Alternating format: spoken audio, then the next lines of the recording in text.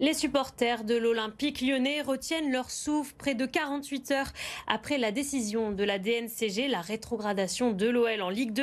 Que va-t-il se passer? Reste-t-il un espoir? Pour en parler, Hugo Caprioli nous a rejoint.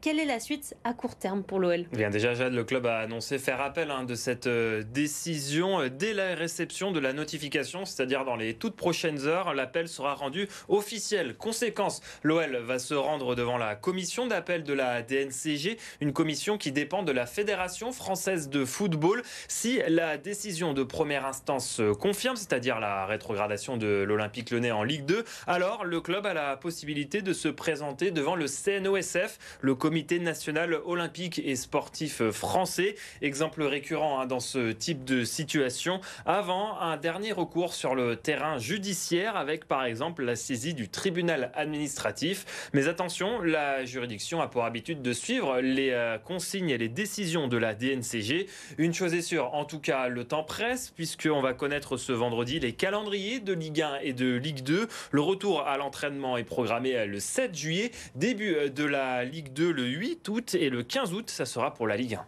Et dans cette histoire, il pourrait y avoir un autre perdant, Jean-Michel Aulas, l'ancien président de l'OL. Et oui, lui qui a participé activement aux discussions lors de l'arrivée de John Textor à la tête du club il y a maintenant 2 ans. Aujourd'hui, le président américain est largement contesté par les supporters lyonnais.